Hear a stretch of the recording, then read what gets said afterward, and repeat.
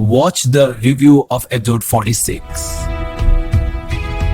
जरून का ये स्पष्ट बयान कि वह फिजा के अलावा किसी और से शादी नहीं करेगा, केवल प्यार का इजहार नहीं बल्कि एक खतरनाक जिद है जो पूरे परिवार की नींव हिला देता है। ये पल साफ कर देता है कि अब मामला सिर्फ दिल का नहीं रहा, बल्कि अहंकार, नियंत्रण और जिद का खेल शुरू हो चुका है। फिजा और जरून के बीच ये टकराव प्यार और डर के बीच झूलता हुआ नजर आता है। फिजा बार बार पीछे हटती है।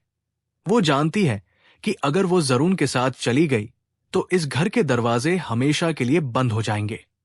उसके शब्दों में प्यार कम और जिम्मेदारी ज्यादा बोलती है, खासकर अपनी बहन रिदा के लिए। यही वो मोड़ है जहां फिजा एक मजबूत लेकिन बेहद मजबूर महिला के रूप में उभरती है। जरून इसके विपरीत भावनाओं में बहता हुआ दिखाई देता है। वो समझता है कि उसकी मौजूदगी और साथ सब समस्याओं को हल कर देगा। लेकिन फिजा का ये कहना कि अगर तुम वास्तव में मेरे साथ होते तो ये सब नहीं होता, जरून के सभी दावों को बेनकाब कर देता है।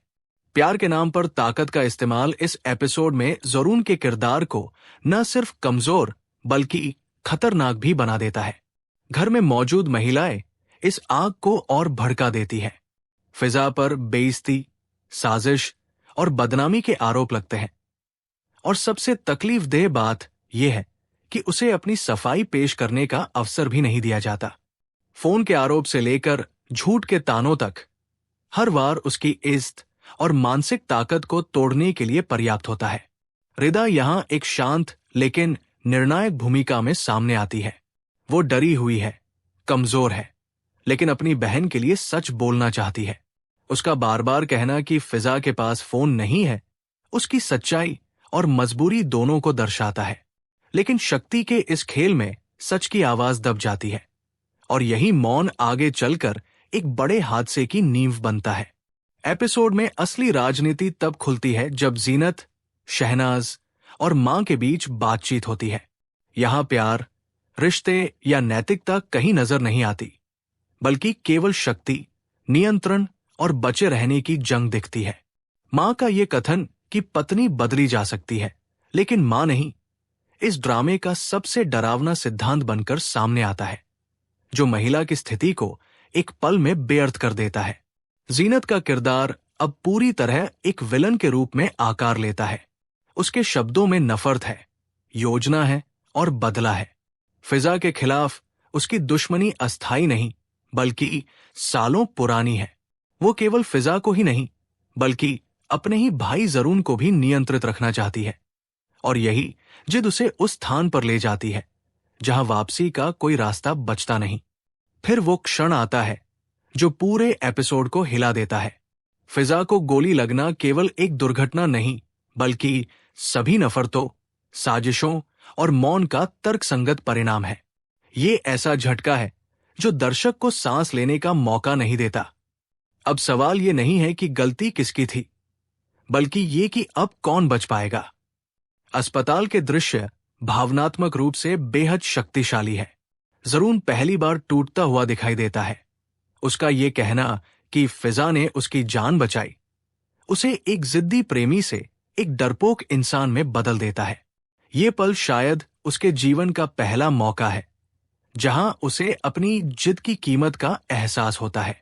साकिब का दुख, उसकी अनिश्चितता और रिदा को सच्चाई से दूर रखने की कोशिश ये दिखाती है कि इस परिवार में सच सबसे खतरनाक चीज है। हर कोई दूसरों को बचाने के नाम पर झूठ बोल रहा है और यही झूठ आगे चलकर और विनाश को जन्म देगा। मीडिया का अस्पताल पहुंचना और खबर का प्रसारण एक कड़वी सच्चाई सामने लाता है। आज के दौर में कोई हादसा व्यक्तिगत नहीं रहता, सब कुछ सुर्खियों में आ जाता है।